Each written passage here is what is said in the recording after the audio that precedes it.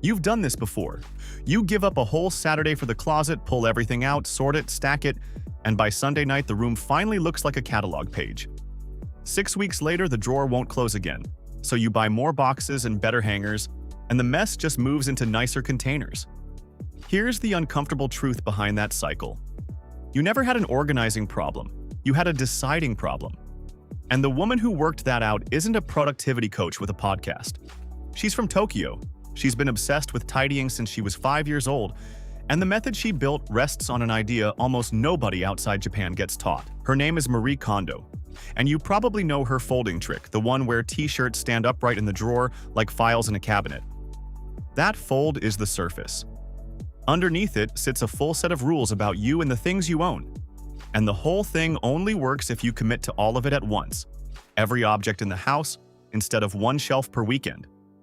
Today, we're counting down 13 Japanese tidying rules from the KonMari method that reset a home for good. Because in Japan, tidying was never really about your stuff, it's about your relationship with it. Stay with me until number 1, because it's the strangest rule on the list. It involves talking out loud to a sweater, a handful of salt, and a belief system more than 1,000 years old. And it's the reason her clients can finally hand over things they've felt guilty about for years. Number 13, the someday box. There's a box in your closet you haven't opened in years, and you know exactly which one I mean. Kondo's rule for it is blunt. If a full year has gone by without you touching something, the year already answered the question for you. And every month after that is rent, you keep paying on a maybe. Someday is the day that never arrives, and that box has been storing it for you. Number 12, light to dark. This one takes 30 seconds and changes how a drawer feels every morning.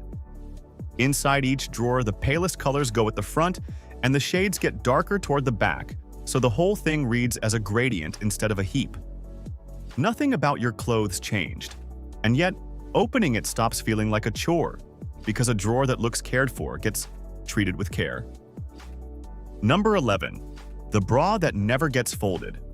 Almost everything in this method gets folded. Bras don't. Pressing one flat crushes the cup out of the shape you paid for, so they get stacked instead.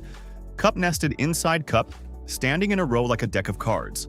Small rule, stubborn logic. Because in a KonMari drawer, even your underwear is worth protecting. Number 10, the category she won't ask about. Papers get the harshest rule in the entire method.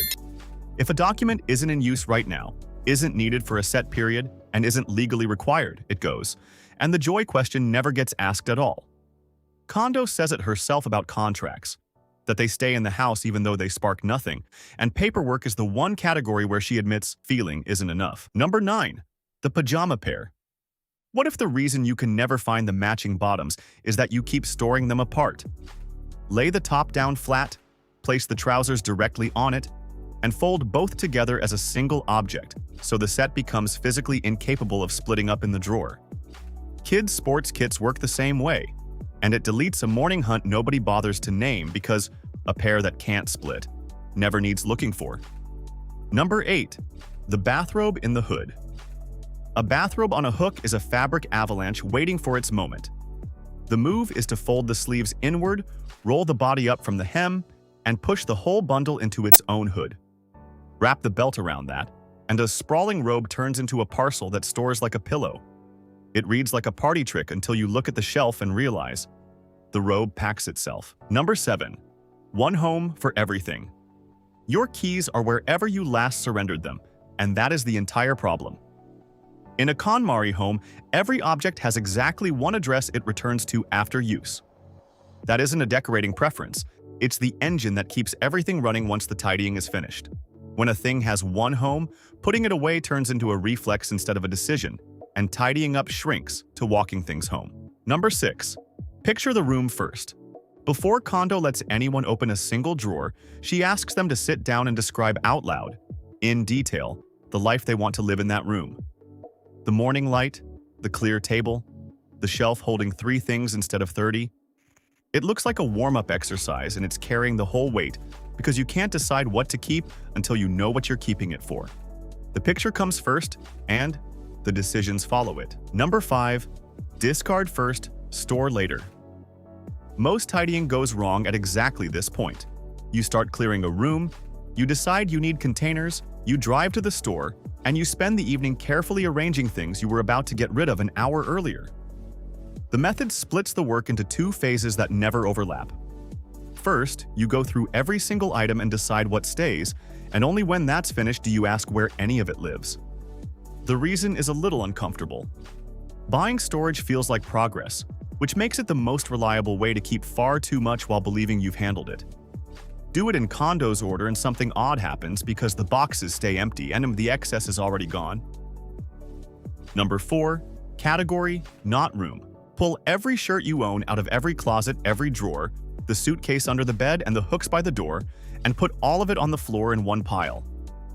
The first time clients do this, the pile comes up to the knee and the room goes quiet, and that silence is the point of the exercise. Tidying room by room lets you dodge that number forever, since one closet quietly feeds the next and the chaos only relocates.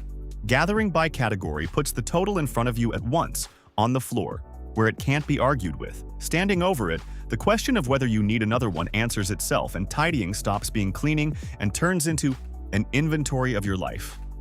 Number 3. The order. She never changes. Kondo moves her clients through 5 categories in the same order every time. Clothes first, then books, then papers, then kimono, and only at the very end, sentimental items. Kimono is the Japanese word for the miscellaneous small things. The drawer of cables and hotel pens and keys to doors you no longer have, and it swallows entire weekends. The order has nothing to do with which room is worst. It runs by emotional weight, from things you can judge in a second to things that tighten your chest. By the time you reach the childhood photographs, you've already made a few thousand smaller calls that day, and you know what your own yes feels like. Start with the photographs instead, and you'll stall on the third one because deciding is a muscle, and nobody warms up on the heaviest weight in the room. Number 2. Tokimeku. The famous question isn't quite the one that made it into English. Over here it became, does it spark joy? Which lands like a mood you're supposed to summon on command. The Japanese word is tokimeku, and it means to flutter. The small skip your chest does when something pleases you. That difference matters more than it looks. Kondo doesn't want you reasoning about whether an object is still useful. She wants it in both hands while you notice what your body does in that half second before the part of your brain that remembers the price gets a vote. Whether you still need something is a question you can argue your way out of for the rest of your life. Your body answers faster than your reasons do, and it doesn't negotiate. And this is the one I saved for last on purpose, because it explains every other rule on the list. Number 1. Saying thank you before you let go. Before anything leaves a KonMari home, it gets a goodbye. Kondo picks the item up, holds it, and thanks it, out loud or silently, for what it did. The coat that carried you through one specific winter. The book you bought in a hopeful week and never opened. If that sounds like theater, the part most Western coverage leaves out is where the gesture comes from. It grows out of Shinto, the Japanese tradition in which objects that served you carry something of their own and are owed a proper farewell rather than a shove into a bin bag. For the heaviest things, old letters and photographs and gifts from people who are gone, she reaches for salt, the same purification gesture you see thrown across a sumo ring. Her own explanation for why it works is strikingly practical. Thanking a thing marks the end of your relationship with it, and a relationship you've ended is one you can finally put down. Guilt is what we store, not sweaters, and gratitude is how you set it down. 13 rules, and not one of them was really about folding. They're about deciding what earns space in your life, treating what stays with some care, and ending things properly with what doesn't. That's the brilliant twist hiding inside a book about tidying. Marie Kondo never promised you a cleaner house. She promised you peace with everything inside it. And a home like that doesn't slide back, because there's nothing left in it you're avoiding.